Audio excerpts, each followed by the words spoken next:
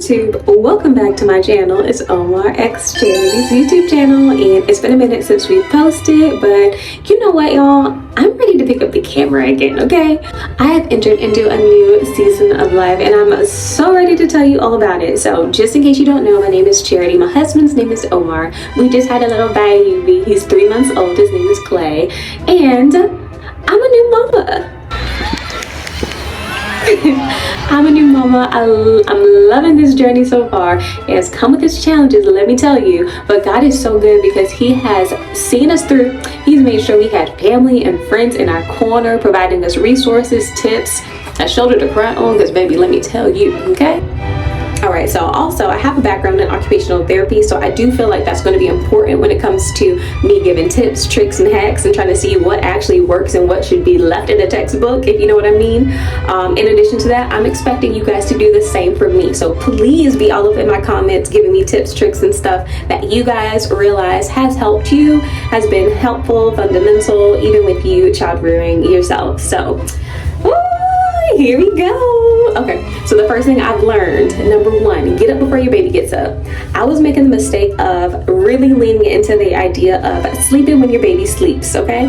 Clay normally sleeps until about, I don't know, it just depends. It depends because guess what? As he grows, as he achieves certain milestones, things just be switching up and they switch up quickly, okay? So just know that I was staying in the bed sleeping with him because I was tired, okay? Being up at nighttime, getting up to feed and change him and all those sorts of things makes you tired. But now I've learned, because of you girls on YouTube, okay? Because I be watching y'all, okay? I'm getting up earlier so that I can get up, do my morning routine without trying to balance a baby. So that when he officially gets up, I can be all eyes and all attention, all focus, all love on him. So that's what I'm doing. I'm in the bathroom and I'm about to brush my teeth. Okay? Yeah.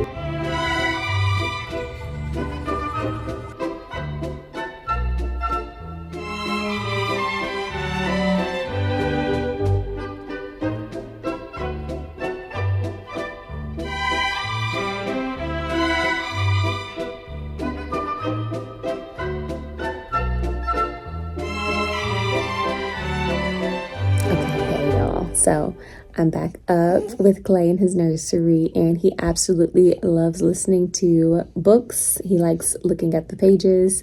And so to kind of help with facilitating language development and him understanding our dialect, of course, I'm like reading all the time to him. I'll read, "What's wrong, baby? Baby. Sweetie pie." He's ready for the book to be read. So, okay, here we go. "Before you were born, I asked God for something special. I asked him for you." You get the gist. So read to your baby. I like to do it on his tummy time mat so that he can look up at the pictures. And when he's looking up at the pictures, I want it to kind of help with facilitating him even like reaching eventually for them. So that overhead reach is going to be really important, I think, normally between the months of 3 and 4. Babies are all different though. So please don't get hung up on milestones trying to achieve certain things by certain time frames. Like, lean into who your baby is and just be there to nurture, love, and support your baby as he or she develops. That's just what it's about. So yeah, back to story time. Okay, so Omar and I made it to Meyer finally. It only took like 2.5, 3 hours to get out the house.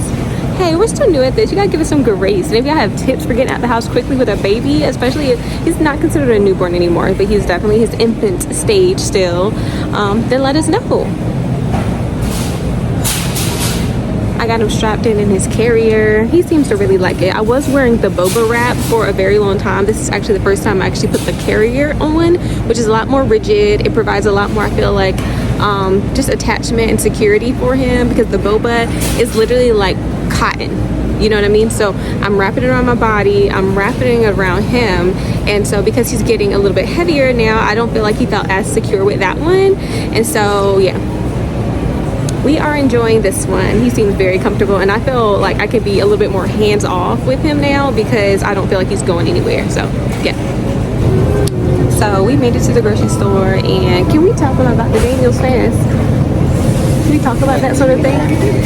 should we talk about that sort of thing? Well, we typically don't talk about or announce fasts, but because this is a corporate one that we're doing with the church, because it's the top of the year, then yeah. So we normally eat pretty healthy in general, but we've been heavy on the vegetables, heavy on the fruit, because that's basically all we can eat. Like, of course, like nuts and things like that, but nothing with added sugar or anything like that. So one way we've been getting our protein is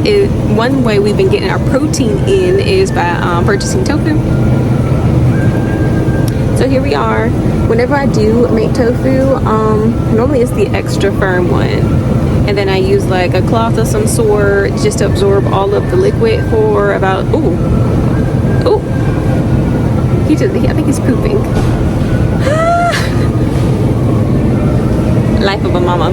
Anyway, so yeah, I will walk you guys through some of my tofu recipes if you guys are interested. But yeah, we are 2 weeks into the Daniel fast. We have 1 more week to go. We're gonna finish strong. We got a bunch of fruits and vegetables in the car, and I'm just excited to continue to consecrate with Omar and with the church. So okay, so we just got back home, and here's an update on the carrier.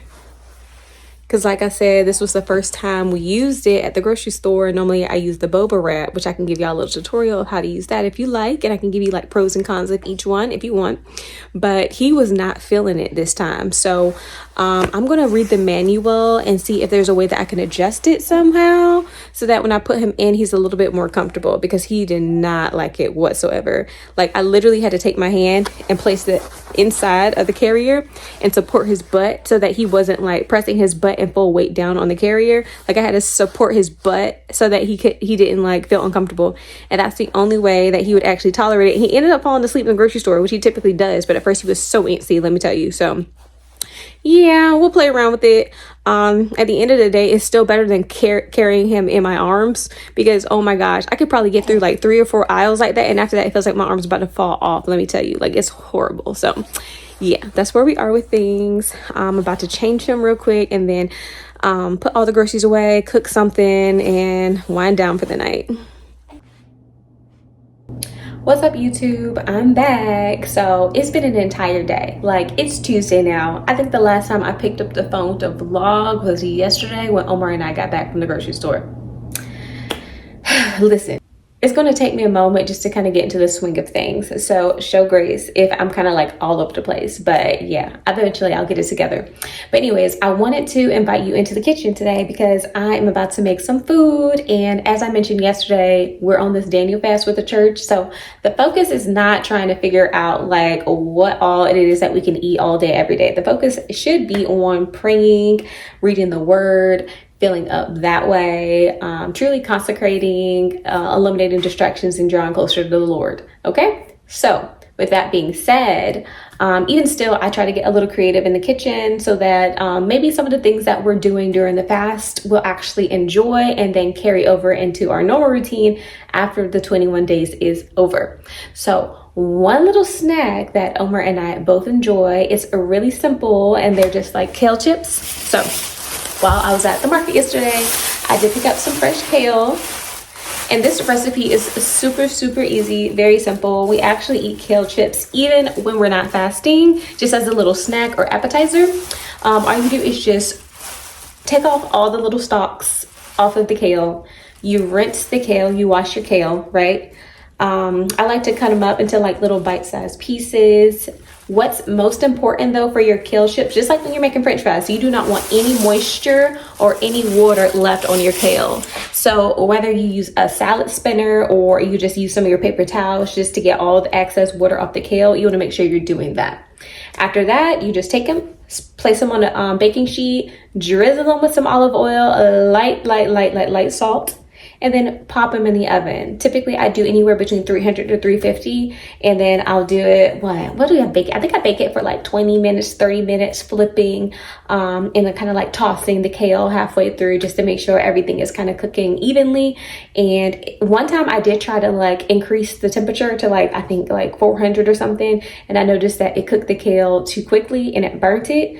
It still kind of it still tastes kind of good to me, but you probably don't want to do that. So yes, take my advice, start kind of low. Just keep your eye out on it. Everyone's oven is a little different too. I have gas, and so mine tends to cook a little bit faster. So yeah, try that recipe out and let me know how you like it. Or if you have tried that out and maybe you're into something else, a quick snack like maybe baked chickpea or roasted chickpeas, or I don't know, what else do y'all be popping in the oven real quick as a little snack? Like, tell me some healthy snacks y'all be making in the kitchen. And maybe I can try them out too. And another thing, I also have some tofu here. We purchased this yesterday at the grocery store. So all I'm going to do with the tofu while I make the kale chips is take it out of this packaging. I'm going to drain the water. I'm going to place paper towels around it, and then I'm going to place this cloth around the paper towels, and I'm going to put something heavy like a weighted bowl on top of the tofu, and I'm just going to allow all the moisture to get soaked into the paper towel and the cloth. And then I'm going to prepare that for the meal that we're eating tonight. So if you're interested to know what it is that I end up making with this tofu, let me know. I have quite a few recipes that you can make with tofu, and they're not bad. Like, some people hate tofu. It's honestly just because like you need to know how to cook it. Now, I'm not a professional expert at cooking tofu, but you know, I used to be vegan, and so I know a thing or two about making it taste delicious. So let me know. All right, let's get to this montage.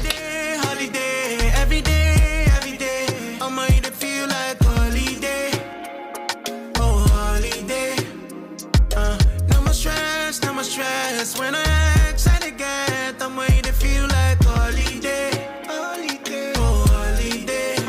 For mama tell you to hold me down. For mama tell you to go all out. For mama tell you. Okay, so the kale chips are all done, and actually Omar just stepped into the kitchen, so we're gonna get him to taste it so he can tell me how I did. You ready?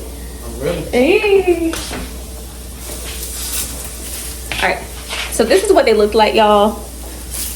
Crispy, flaky, just a little bit of salt. I'm weak. Not you stealing it. You didn't even grab one. Very good. Dang, I can hear the crunch from over here. All right, so yes, he said very good. So good. So literally, like, whenever I eat these, I think about like Lay's potato chips. They don't taste like Lay's, but I'm saying, like, if I was craving some potato chips, like, this is such a great substitute for that. I ended up having these on for, I think, 25 minutes. So halfway through the 25-minute countdown, I took them out, I flipped them, tossed them a little bit, and then I stuck them right back in the oven. I went ahead and preheated the oven to 320 this time, so perfect. So Omar and I are about to crush these kale chips. After that, I'm gonna finish cooking dinner, and then we are gonna wind it down for the night, y'all. I hope you guys enjoyed this little vloggy vlog. It has been a minute since I picked up my camera to film, but every time I do it, I get so excited. I just love this space, and I love just sharing my life with you guys. So make sure you comment, like, share, and subscribe, and let me know in the comment section below what you like most about the vlog, or what you would probably prefer not to see as much of. Let me know what sorts of things you guys want to see more of, like what I should expound upon, whether it be cooking or caring for your baby. If you want to see what development looks like through an OT lens, an occupational therapy lens, let me know. If you guys want to see like mommy snatchbacks, or just like exercise in general, what you can do when you're stuck in a house, when you're in the newborn trenches. Like, there's so many things that I could share and talk about. So being a wife, being a Christian, like so many things. And ultimately, you're going to get all of that while you're here anyways. But like, I am curious to know like what it is that you guys are here for. Like, what is it that you and I have in common? Like, I want to know. So drop it in the comment section below. And until then, I'm about to go cozy up with my man, hence the blanket. And until next time, bye YouTube.